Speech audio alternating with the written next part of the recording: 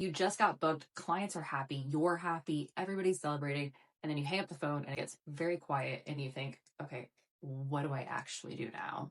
This is episode 1 of the process. We are talking pre-production, what it is, what you need to be asking for, and yes, how you build for it. Let's get into it. If you're new here, I'm a show caller. I'm the person with the headset, calling the cues that make a live event happen. This series is about exactly how that works.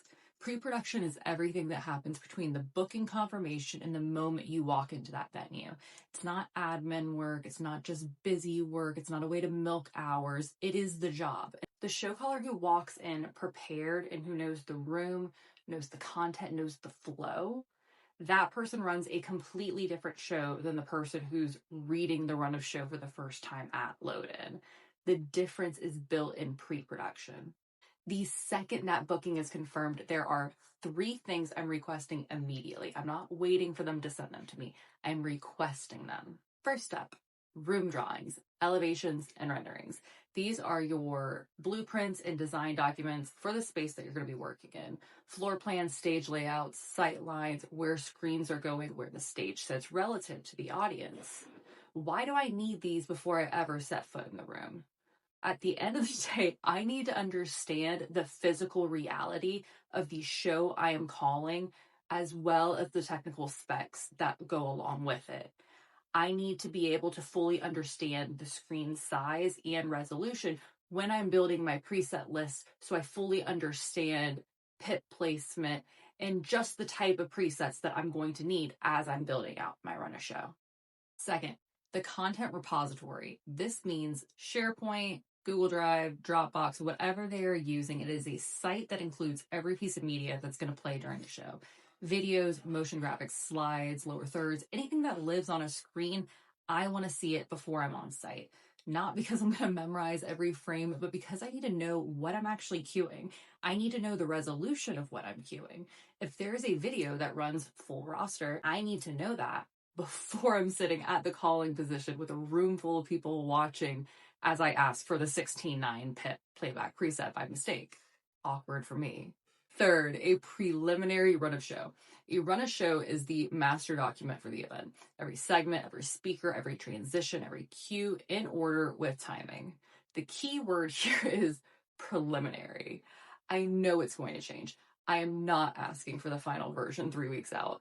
I'm asking for whatever exists right now so I can start building my show file and flag anything that doesn't add up. Because here's the thing, the earlier you catch a problem, the cheaper it is to fix.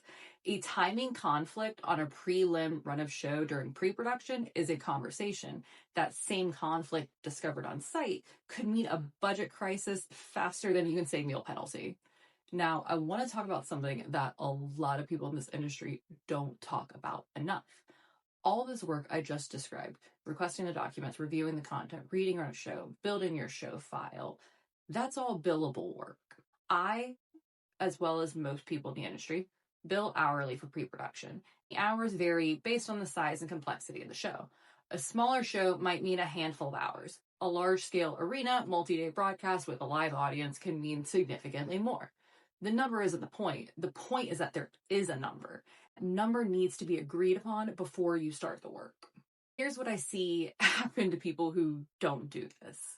They do 10, 15 hours pre-pro, reviewing content, building documents, sitting on calls, and none of it was actually ever scoped or confirmed. And then they either eat those hours or they have an awkward conversation after the fact. Neither of those is an acceptable option. Before any pre-production work begins, confirm with your point of contact how many hours are budgeted for pre-pro. If there's no budget for it, that's a conversation you need to have, not an assumption you make and then absorb. Protect your time like it has value, because at the end of the day, it does. Pre-production is where you build the foundation for everything that happens on show day. The documents, the preparation, the time you spend understanding the show before you're inside it. That's what makes the difference between reacting and running the room. Next episode, we are going to dive into building your run of show file and exactly what you're trying to accomplish with this document before you ever walk through that venue door. Follow so you don't miss it. If you are in live events, tell me what your pre-pro process actually looks like. Everyone is different, and I always love to learn what other people are doing. And as a final disclaimer, everything in this series is intentionally high level. All shows, companies, and clients operate differently, and not every show will require the same level of prep. Always discuss scope and budgeted hours prior to work being completed. If you want me to go deeper on any of this, drop it in the comments, and I'm building episodes from what you ask